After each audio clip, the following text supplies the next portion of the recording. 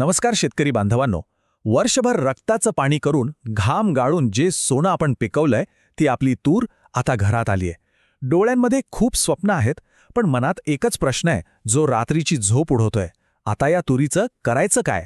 विकावं की थांबावं? याच एका प्रश्नावर आपल्या वर्षभराच्या कष्टाचं भवितव्य अवलंबून आहे. आणि मला माहितीये, हा निर्णय अजिबात साधा नाहीये. कारण या एका निर्णयावर आपल्या मुलाबाळांचं शिक्षण, घराचा खर्च, पुढच्या पिकाची तयारी आणि डोक्यावरचं कर्ज या सगळ्या गोष्टींचं गणित अवलंबून आहे. पण काळजी करू नका. आज आपण बाजाराच्या ह्या चक्रव्यूहाचा प्रत्येक धागा उलगडणार आहोत आणि मिळून एक योग्य निर्णय घेणार आहोत. पण या विश्लेषणात आपण खोलवर जाण्याआधी एक छोटी पण महत्त्वाची गोष्ट.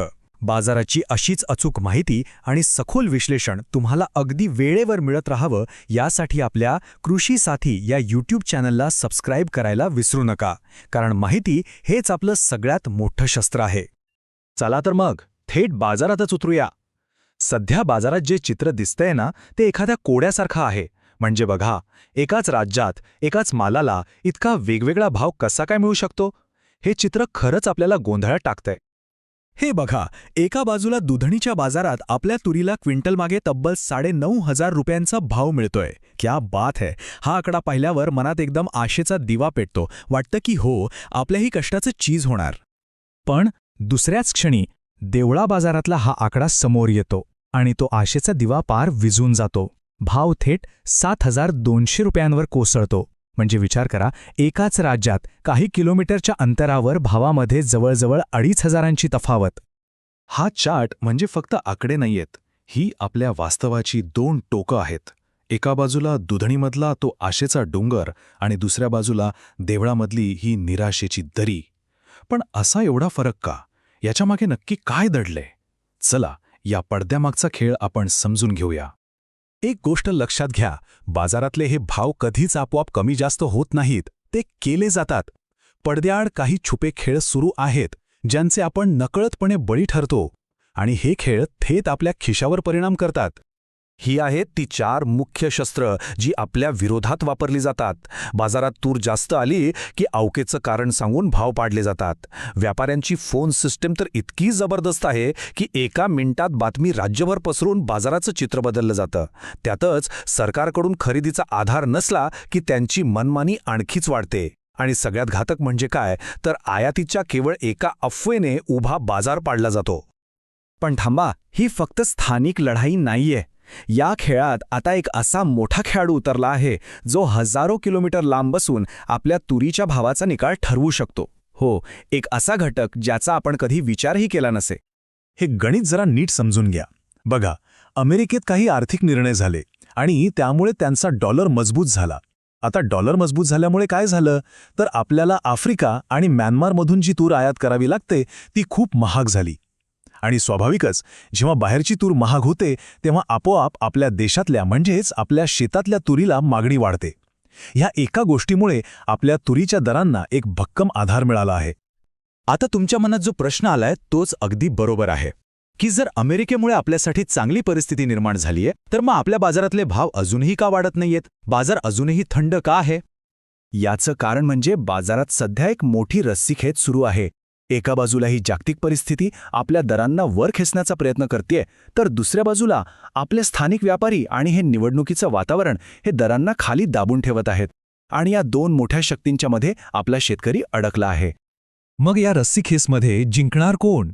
बाजाराची दिशा पुढे काय असणार आहे? चला, आता आकड्यांच्या आणि तज्ज्ञांच्या मताच्या आधारावर भविष्याचा वेध घेऊया. बरं, पुढच्या 7 दिवसांचा विचार केला तर दर वाढण्याची शक्यता आहे 40%. म्हणजे संधी चांगली आहे. पण त्याचवेळी दर कमी होण्याची 25% शक्यताही आहे. हा धोका आपण विसरून चालणार नाही. याचा अर्थ परिस्थिती आशादायक आहे, पण धोका अजून पूर्णपणे टळलेला नाहीये. पण थोडा लांबचा विचार केला तर एक खूप चांगली बातमी आहे. तज्ज्ञांच्या मते जर आपण सगळ्यांनी मिळून बाजारातली आवक नियंत्रणात ठेवली, म्हणजे एकदम गर्दी नाही केली, तर महिन्याभरात तुरीचे दर 8,500 रुपयांचा टप्पा नक्कीच ओलांडू शकतात. हा एक मोठा आशेचा किरण आहे, नाही का? ठीक आहे, आपण बाजाराचं विश्लेषण पाहिलं, भविष्याचा अंदाज घेतला.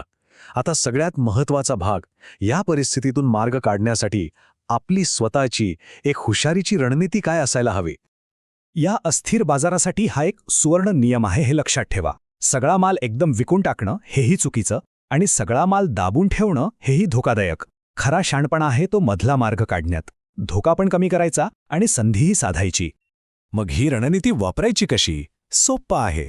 समजा तुम्हाला बाजारात 8,500 किंवा त्यापेक्षा जास्त भाव मिळाला, तर डोळे झाकून तुमच्याकडच्या एकूण मालापैकी अर्धा किंवा 60% माल लगेच विकून टाका.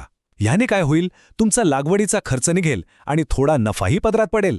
आणि जो उरलेला 40-50% माल आहे तो पुढचे 7 ते 10 दिवस थांबून ठेवा आणि मग बाजाराचा पुन्हा एकदा आढावा घ्या. अर्थात प्रत्येकाची परिस्थिती वेगळी असते. समजा पैशांची खूपच गरज असेल तर निदान खर्च निघेल एवढा माल विका आणि बाकीचा थांबवा. ज्यांच्याकडे चांगली साठवणुकीची सोय आहे आणि पैशांची तेवढी घाई नाही, ते भाववाढीची वाट पाहू शकतात.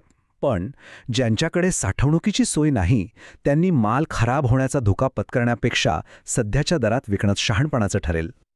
आता एक शेवटची पण सगळ्यात महत्त्वाची गोष्ट. माहिती ही आपली ताकद आहे आणि ती वाटल्याने वाढते.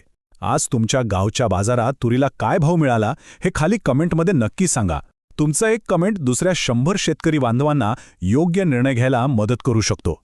चला, आपण सगळे एकजुटीने या बाजाराचा सामना करू. तुमच्या घामाच्या प्रत्येक थेंबाला योग्य किंमत मिळायलाच हवी. प्रत्येक निर्णय माहितीच्या आधारावर घेण्यासाठी आणि आपल्या कष्टाचं सोनं करण्यासाठी आपल्या कृषी साथी या YouTube चॅनलला सबस्क्राईब करायला अजिबात विसरू नका. माहितीच्या आधारे हुशारीने निर्णय घ्या. धन्यवाद.